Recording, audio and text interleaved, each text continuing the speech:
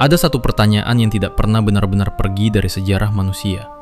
Pertanyaan ini lebih tua dari kerajaan, lebih tua dari kitab suci, bahkan lebih tua dari sains itu sendiri. Pertanyaan itu adalah, apakah Tuhan itu ada? Dan jika ada, apa hakikatnya? Sejak manusia pertama kali menatap langit malam, melihat keteraturan bintang, siklus siang dan malam, kelahiran dan kematian, sebuah kegelisahan muncul di dalam pikiran. Alam terlihat teratur, namun hidup terasa kacau. Dunia tampak indah, namun penuh penderitaan. Jika ada kekuatan di balik semua ini, mengapa ia begitu diam? Sebelum ada teleskop, sebelum ada laboratorium, sebelum ada angka dan persamaan, manusia hanya punya satu alat untuk memahami semesta, yaitu akal. Tidak ada eksperimen, tidak ada data statistik, hanya logika, pengamatan, dan keberanian untuk berpikir jujur. Di dunia kuno, bertanya tentang Tuhan bukanlah urusan iman, melainkan urusan intelektual. Tuhan tidak disembah terlebih dahulu, tetapi dipertanyakan terlebih dahulu. Di tengah dunia Romawi yang dipenuhi mitos, ritual, dan dewa-dewa, muncul sekelompok pemikir yang melakukan sesuatu yang berbahaya, yaitu mencoba menjelaskan Tuhan tanpa wahyu, tanpa kitab suci, dan tanpa klaim kebenaran mutlak. Mereka berdebat, mereka saling menyerang argumen, dan mereka mengakui sesuatu yang jarang diucapkan manusia, bahwa mungkin kita tidak benar-benar tahu. Disinilah nama Marcus Tullius Cicero muncul, seorang negarawan, seorang orator, dan yang terpenting, seorang skeptikus yang jujur. Melalui karyanya De Natura Deorum, Cicero tidak menawarkan jawaban tentang Tuhan. Ia justru membuka panggung bagi pertarungan ide paling mendasar dalam sejarah manusia, yaitu apakah Tuhan ada tapi tidak peduli? Apakah Tuhan adalah akal di balik keteraturan alam? Atau apakah akal manusia terlalu terbatas untuk memastikan apapun? Buku ini tidak memberi kenyamanan, tidak memberi kepastian, dan justru disitulah kekuatannya. Karena jauh sebelum sains modern mengajarkan kita untuk meragukan, Cicero sudah lebih dulu berkata, keraguan bukan musuh kebenaran. Keraguan adalah bentuk tertinggi dari kejujuran intelektual. Video ini bukan tentang membuktikan Tuhan, bukan pula tentang menyangkal Tuhan. Ini adalah perjalanan ke saat manusia pertama kali berani berkata, "Aku berpikir, tapi aku belum tahu." Dan mungkin di sanalah hakikat pencarian Tuhan yang sesungguhnya dimulai.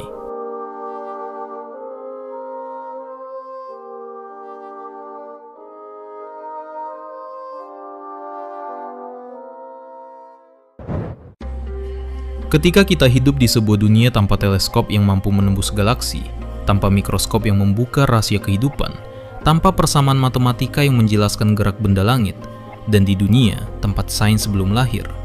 Di dunia seperti itu, alam tetap bergerak. Matahari terbit dan tenggelam dengan ketepatan yang mengagumkan. Musim datang dan pergi. Badai menghancurkan kota, sementara panen melimpah di tempat lain. Manusia melihat keteraturan, namun juga melihat kekacauan. Dan dari benturan itulah, pertanyaan tentang Tuhan muncul. Pada masa Romawi kuno, pengetahuan manusia tidak dibangun di atas eksperimen, melainkan pengamatan dan penalaran. Alam adalah kitab terbuka, langit adalah teks yang dibaca setiap malam, dan akal adalah satu-satunya alat tafsir. Tidak ada pemisahan antara sains, filsafat, dan teologi. Semua bercampur menjadi satu upaya besar, yaitu memahami realitas. Mitos masih hidup, dewa-dewa masih dipuja, ritual masih dijalankan. Namun di balik semua itu, muncul ketidakpuasan intelektual. Jika petir adalah amarah dewa, mengapa ia menyambar orang baik dan jahat tanpa perbedaan? Jika bencana adalah hukuman ilahi, mengapa ia datang tanpa pola moral yang jelas? Pertanyaan-pertanyaan ini tidak dilontarkan oleh orang tidak beriman, melainkan oleh orang yang terlalu serius berpikir. Di dunia seperti inilah filsafat berkembang, bukan sebagai hiburan intelektual, melainkan sebagai alat bertahan hidup mental. Filsafat bertanya, apakah alam bekerja secara acak? Ataukah ada hukum yang mengaturnya? Jika ada hukum, dari mana asalnya? Pertanyaan tentang Tuhan tidak bisa dipisahkan dari pertanyaan tentang alam. Yang menarik, bagi para filsuf Romawi dan Yunani, Tuhan bukan pertama-tama sosok untuk disembah, melainkan konsep untuk diuji. Argumen diuji seperti pedang di medan tempur, yang tumpul dibuang dan yang tajam dipertahankan. Sementara, Pada masa itu tidak ada yang kebal dari kritik. Di titik inilah, keberanian intelektual manusia terlihat jelas. Mereka berani berkata, jika Tuhan ada, maka ia harus masuk akal. Dan jika suatu gagasan tentang Tuhan bertentangan dengan logika dan pengalaman, maka gagasan itu layak dipertanyakan. Cicero hidup di persimpangan zaman. Ia melihat dunia lama yang dipenuhi mitos, dan dunia baru yang mulai menuntut rasionalitas. Melalui De Natura Deorum, ia menangkap ketegangan itu dengan jujur, bukan untuk meruntuhkan kepercayaan, melainkan untuk membersihkannya dari kepastian yang rapuh. Karena di dunia tanpa sains dan tanpa wahyu tertulis, satu-satunya cahaya yang dimiliki manusia adalah akal. Dan dengan cahaya itulah, mereka mulai menanyakan sesuatu yang berbahaya, yaitu, jika alam begitu teratur, apakah keteraturan itu membutuhkan Tuhan? Dan jika iya, Tuhan seperti apa yang masuk akal?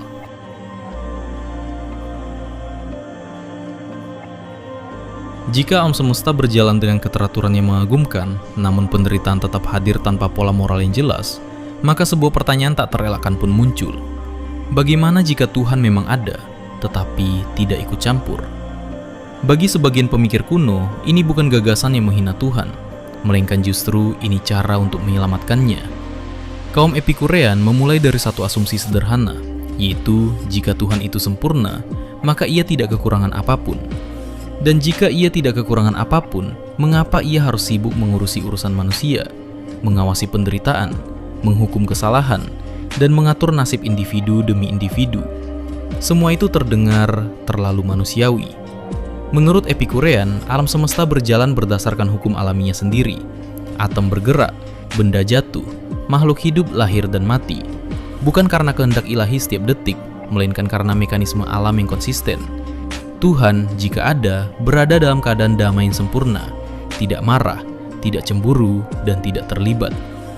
Pandangan ini secara tidak langsung melepaskan manusia dari ketakutan kosmik.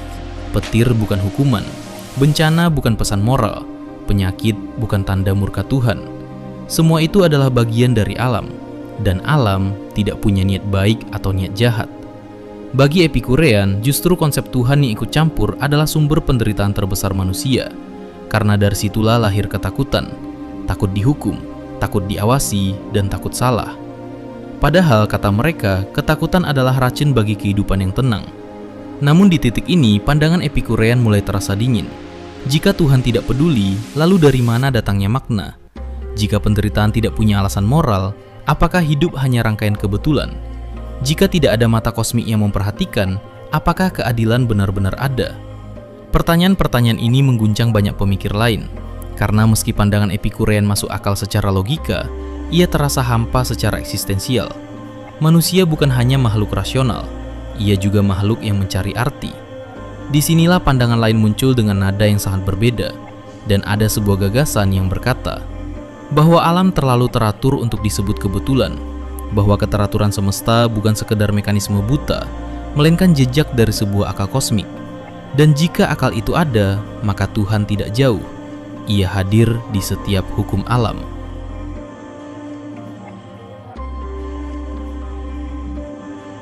Pandangan Epikurean meninggalkan dunia yang tenang, namun juga dingin. Alam berjalan tanpa niat, penderitaan tidak bermakna, dan Tuhan, jika ada, hidup dalam ketenangan yang tidak terusik oleh nasib manusia. Bagi sebagian orang ini terdengar rasional, namun bagi yang lain, ada sesuatu yang terasa tidak lengkap.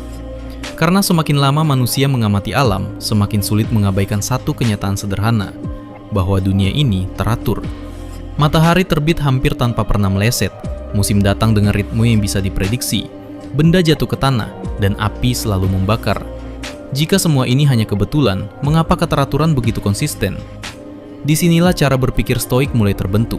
Bagi mereka, alam semesta tidak tampak seperti mesin buta, melainkan seperti sistem yang bekerja dengan rasio. Sesuatu yang mengikuti hukum, sesuatu yang bisa dipahami, dan sesuatu yang masuk akal. Mereka menyebut prinsip ini sebagai logos. Dalam pandangan Stoik, Tuhan bukan pengamat jauh yang sesekali turun tangan. Tuhan adalah akal yang mengalir di seluruh semesta.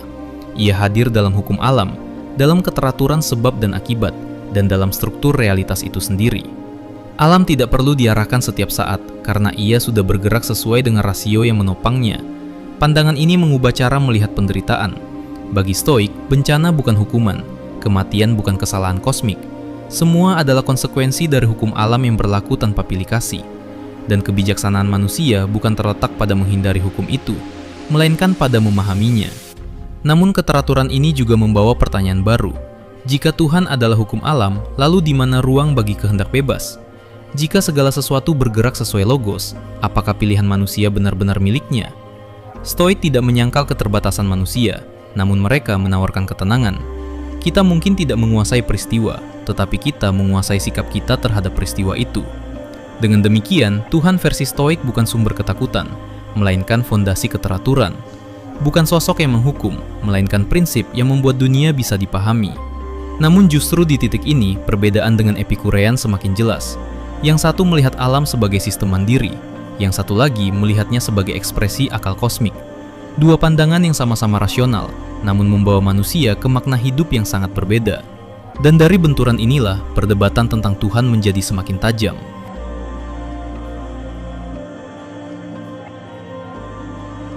Pada titik ini, perdebatan tidak lagi tentang keberadaan Tuhan. Semua pihak sepakat pada satu hal, bahwa alam semesta ini tidak sederhana. Yang diperdebatkan kini adalah sesuatu yang jauh lebih mendasar, yaitu bagaimana alam ini bekerja, dan peran apa, jika ada, yang dimainkan Tuhan di dalamnya. Bagi Epikurean, dunia terlihat jelas. Alam berjalan sesuai mekanismenya sendiri. Tidak ada tangan ilahi yang mengatur setiap detail. Tidak ada rencana kosmik yang memikirkan nasib manusia. Tuhan, jika ada, berada dalam ketenangan sempurna, tidak terganggu oleh dunia yang fana. Dan justru karena itu, alam menjadi tempat yang netral, tanpa hukuman dan tanpa ganjaran ilahi.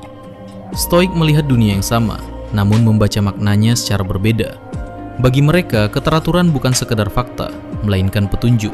Sebab dunia yang rasional mengisyaratkan adanya rasio. Hukum alam bukan hanya kebiasaan materi, melainkan ekspresi dari logos, akal yang menopang seluruh semesta. Tuhan bukan di luar alam, melainkan di dalam cara alam bekerja. Disinilah dua pandangan ini mulai saling menguji. Epikurean bertanya, jika Tuhan adalah hukum alam, mengapa dunia begitu kejam? Mengapa gempa merenggut nyawa tanpa membedakan yang adil dan yang jahat? Dan jika Tuhan rasional dan baik, mengapa realitas tanpa acuh pada moral? Stoik menjawabnya dengan tenang. Alam tidak dirancang untuk kenyamanan manusia. Ia dirancang untuk konsistensi. Penderitaan bukan tanda keburukan Tuhan, melainkan bukti bahwa alam bekerja tanpa pengecualian. Keadilan bagi Stoik bukan terletak pada hasil akhir, melainkan pada keselarasan dengan hukum alam itu sendiri. Namun jawaban ini tidak memuaskan semua pihak. Epikurean kembali menekan, jika segala sesuatu telah ditentukan oleh logos, di mana kebebasan manusia? Apakah kita hanya aktor yang mengikuti naskah kosmik? Dan jika demikian, apa arti tanggung jawab moral? Stoik tidak menolak keterbatasan manusia, namun mereka menggeser fokus. Manusia mungkin tidak memilih peristiwa, tetapi ia memilih cara menanggapi peristiwa. Kebebasan tidak dihapus, melainkan dipindahkan ke ranah batin. Dua dunia pun terbentuk. Satu dunia melihat Tuhan sebagai pengamat pasif dalam semesta yang mandiri, dan dunia yang satunya melihat Tuhan sebagai akal aktif yang menopang keteraturan segalanya. Keduanya konsisten, keduanya masuk akal, dan justru karena itu tidak ada pemenang mutlak. Di tengah pertarungan ini, satu masalah besar mulai menghantui semua argumen. Masalah yang tidak bisa dihindari oleh Epikurean maupun Stoik, yaitu masalah kejahatan dan penderitaan. Jika Tuhan tidak peduli, penderitaan terasa dingin dan tanpa makna. Jika Tuhan adalah akal kosmik, penderitaan terasa terlalu mahal untuk disebut rasional.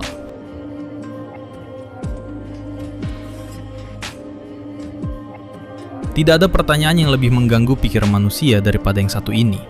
Bukan karena ia sulit dijawab, melainkan karena ia terasa terlalu nyata. Anak-anak mati sebelum sempat memahami hidup. Bencana menghancurkan tanpa peringatan. Penyakit datang tanpa memilih. Dan di tengah semua itu, manusia terus bertanya, jika Tuhan ada, di mana ia berada saat semua ini terjadi?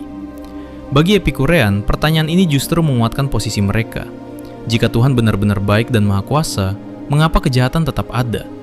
Jika ia mampu mencegah penderitaan tapi tidak melakukannya, apakah ia sungguh peduli? Dan jika ia peduli tapi tidak mampu, apakah ia sungguh Tuhan? Maka kesimpulan mereka sederhana, meski terasa dingin. Tuhan mungkin ada, namun penderitaan membuktikan bahwa ia tidak ikut campur. Pandangan ini tidak berusaha menghibur, ia hanya berusaha konsisten secara logika. Alam bekerja sesuai mekanismenya, dan mekanisme itu tidak mengenal belas kasihan. Stoik tidak menyangkal kenyataan penderitaan, mereka hanya menafsirkannya secara berbeda. Bagi Stoik, kejahatan bukan bukti bahwa Tuhan kejam, melainkan bukti bahwa alam berjalan sesuai hukum. Api membakar siapapun yang menyentuhnya.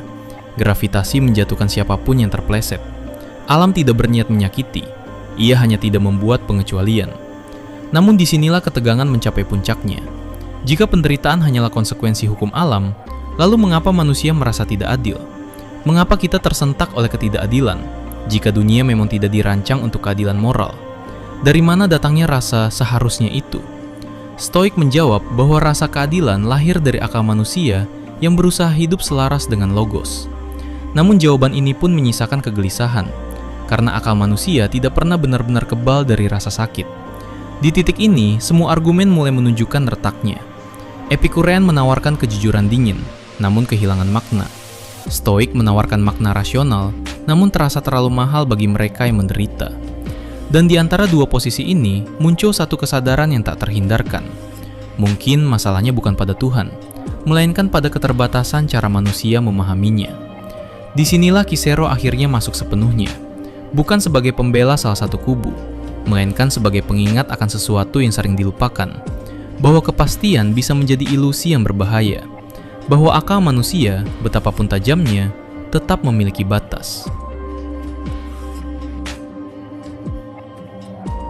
Setelah semua argumen diucapkan, setelah Epikurean dan Stoik saling menekan dengan logika masing-masing, Cicero tidak berdiri untuk memenangkan perdebatan. Ia justru melakukan sesuatu yang jauh lebih sulit. Bagi Cicero, masalah terbesar dalam perdebatan tentang Tuhan bukan terletak pada kurangnya argumen, melainkan pada kelebihan kepastian. Setiap kubu begitu yakin bahwa logikanya cukup kuat untuk menjelaskan hakikat realitas. Namun semakin jauh argumen itu ditarik, maka akan semakin terlihat batasnya. Cicero mengamati sesuatu yang sederhana, namun sering diabaikan, yaitu setiap argumen tentang Tuhan selalu dibangun dari pengalaman manusia, dari apa yang kita lihat, dari apa yang kita rasakan, dari apa yang bisa dijangkau oleh akal. Dan justru disitulah masalahnya. Bagaimana mungkin makhluk yang terbatas memastikan hakikat sesuatu yang tidak terbatas? Bagaimana mungkin manusia yang hidup sebentar dan melihat sebagian kecil dunia berani menyimpulkan struktur tertinggi realitas? Bagi Cicero, pertanyaan-pertanyaan ini tidak membutuhkan jawaban cepat. Ia membutuhkan kejujuran. Cicero tidak menolak Tuhan. Ia juga tidak menegaskan Tuhan dengan kepastian mutlak. Ia memilih posisi yang sering disalahpahami, yaitu skeptisisme. Bukan skeptisisme yang sinis, melainkan skeptisisme yang rendah hati. Sikap yang berkata, aku berpikir, aku menimbang, namun aku sadar, aku bisa saja keliru. Dalam pandangan ini, keraguan bukan kelemahan iman dan bukan pula penolakan terhadap makna. Keraguan justru menjadi penjaga akal agar tidak berubah menjadi dogma. Cicero memahami bahaya kepastian palsu. Ketika manusia terlalu yakin tentang Tuhan, ia mulai berbicara atas namanya. Dan dari sanalah lahir pembenaran, hukuman, dan kekerasan yang mengatasnamakan kebenaran ilahi. Dengan menolak kesimpulan final, Cicero tidak sedang menghindari kebenaran. Ia sedang melindungi pencarian kebenaran agar tetap hidup. Karena pencarian hanya mungkin terjadi selama manusia bersedia mengakui keterbatasannya. Di titik ini, perdebatan tentang Tuhan berubah bentuk. Bukan lagi pertarungan untuk menang, melainkan latihan untuk berpikir lebih jujur.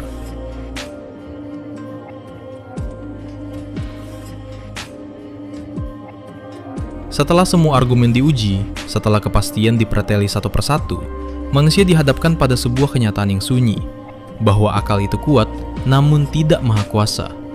Ia mampu menyingkap hukum alam, menyusun logika, dan membangun gambaran tentang Tuhan. Namun ia selalu berhenti di satu batas yang sama. Dan di titik inilah, Cicero mengajak kita untuk mengubah sikap. Bukan berhenti berpikir, melainkan berhenti merasa paling tahu. Karena masalah terbesar manusia bukan ketidaktahuan, melainkan keyakinan bahwa ia sudah tahu cukup banyak. Epikurean dan Stoik, dengan segala kecemerlangan argumennya, sama-sama memperlihatkan satu hal, yaitu setiap kali upaya menjelaskan Tuhan selalu mencerminkan cara manusia memahami dunia. Tuhan versi Epikurean tenang dan jauh, seperti ideal kehidupan bebas dari gangguan. Tuhan versi Stoik rasional dan teratur, seperti harapan akan dunia yang masuk akal. Mungkin tanpa disadari, manusia sedang berbicara tentang dirinya sendiri. Kerendahan hati intelektual tidak menuntut kita untuk menyerah pada kebingungan. Ia hanya meminta satu hal, yaitu kesediaan untuk hidup dengan pertanyaan yang belum selesai.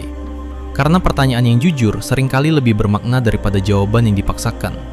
Dalam sikap ini, Tuhan tidak lagi menjadi objek untuk ditaklukkan oleh logika, melainkan misteri yang dihormati oleh akal. Akal tetap bekerja, pertanyaan tetap diajukan, namun kesimpulan tidak dikunci terlalu cepat. Dan justru disinilah, sains kelak akan menemukan fondasinya, bukan pada kepastian mutlak, melainkan pada keberanian untuk berkata, inilah yang kita tahu sejauh ini, tanpa mengklaim lebih dari itu.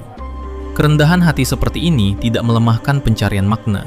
Ia menjaganya tetap manusiawi, karena di dunia yang terlalu yakin, keraguan adalah satu-satunya cara agar pencarian tidak berubah menjadi penindasan. Kini, setelah 2000 tahun berlalu, pertanyaan yang diajukan Cicero belum kehilangan relevansinya. Kita memiliki teleskop, kita memiliki teori, kita memiliki data. Namun ketika berbicara tentang Tuhan, kita masih berdiri di hadapan misteri yang sama. Manusia modern hidup di zaman yang paradoksal. Kita mengetahui lebih banyak dibanding manusia manapun sebelumnya, namun justru semakin sering merasa tidak tahu harus percaya pada apa. Sains memberi kita kemampuan untuk memetakan alam semesta, mengurai gen, dan memprediksi fenomena alam dengan presisi yang menakjubkan. Namun sains tidak pernah berjanji memberikan makna. Ia menjelaskan bagaimana, bukan mengapa. Ketika Tuhan dikeluarkan dari ruang publik, bukan karena dibantah, melainkan karena dianggap tidak relevan, muncullah kekosongan yang sunyi. Bukan semua orang menjadi ateis, banyak justru menjadi lelah secara eksistensial. Disinilah ironi terbesar muncul. Manusia menyingkirkan Tuhan demi kebebasan berpikir, namun seringkali berakhir terbelenggu oleh kecemasan baru, yaitu takut tidak bermakna, takut tidak penting, dan takut hidup hanya sekedar proses biologis. Sebagian menggantikan Tuhan dengan ideologi, sebagian dengan identitas, dan sebagian dengan kemajuan teknologi. Namun apapun penggantinya, pola dasarnya tetap sama, yaitu manusia tetap mencari sesuatu yang lebih besar dari dirinya untuk bersandar. Cicero seakan berbisik dari masa lalu. Masalahnya bukan pada percaya atau tidak percaya. Masalahnya adalah ketidakmampuan manusia hidup tanpa makna transenden. Dalam dunia modern, pertanyaan tentang Tuhan tidak lagi diajukan di kuil atau forum filsafat, melainkan di ruang sunyi, di kamar tidur, di tengah kecemasan malam, dan di saat hidup terasa absurd. Mungkin disinilah pencarian itu menemukan bentuk barunya, bukan sebagai doktrin kaku, bukan sebagai dogma yang dipaksakan, melainkan sebagai kesadaran akan keterbatasan manusia di hadapan semesta yang luas. Manusia modern tidak kekurangan jawaban, ia kelebihan informasi. Yang ia cari bukan lagi kepastian mutlak, melainkan pegangan agar tidak tersesat dalam kebisingan. Di titik ini, Tuhan, apapun maknanya bagi tiap manusia, kembali hadir bukan sebagai objek perdebatan, melainkan sebagai horizon makna, sesuatu yang mungkin tak sepenuhnya dipahami, namun tetap dicari. Pada akhirnya, perjalanan ini tidak membawa kita pada satu jawaban tunggal, dan mungkin memang tidak seharusnya. Sejak awal sejarah, manusia bertanya tentang Tuhan bukan karena ia lemah, melainkan karena ia sadar akan keterbatasannya sendiri. Kita makhluk yang berpikir, namun hidup di semesta yang jauh melampaui daya pikir kita. Filsafat, sains, dan agama bukanlah musuh satu sama lain. Mereka adalah tiga bahasa berbeda yang digunakan manusia untuk berbicara dengan misteri yang sama. Sains bertanya bagaimana, filsafat bertanya apa artinya, dan agama bertanya untuk apa kita hidup. Ketika salah satunya mengklaim memiliki seluruh kebenaran, manusia mulai tersesat. Namun ketika ketiganya diletakkan sebagai jalan pencarian, bukan alat penghakiman, kita justru mendekati kebijaksanaan. Tuhan, dalam perjalanan panjang ini, tidak selalu tampil sebagai sosok personal. Kadang ia hadir sebagai hukum alam, kadang sebagai akal semesta, dan kadang hanya sebagai rasa bahwa hidup ini lebih dari sekedar kebetulan. Mungkin Tuhan bukanlah jawaban akhir atas semua pertanyaan manusia. Mungkin ia adalah alasan mengapa pertanyaan tidak pernah berhenti diajukan. Dan justru disitulah martabat manusia terletak. Bukan pada kepastian mutlak, melainkan pada keberanian untuk terus mencari, tanpa berhenti berpikir, dan tanpa kehilangan kerendahan hati. Di dunia yang semakin bising oleh klaim kebenaran, pertanyaan yang jujur adalah bentuk iman yang paling sunyi.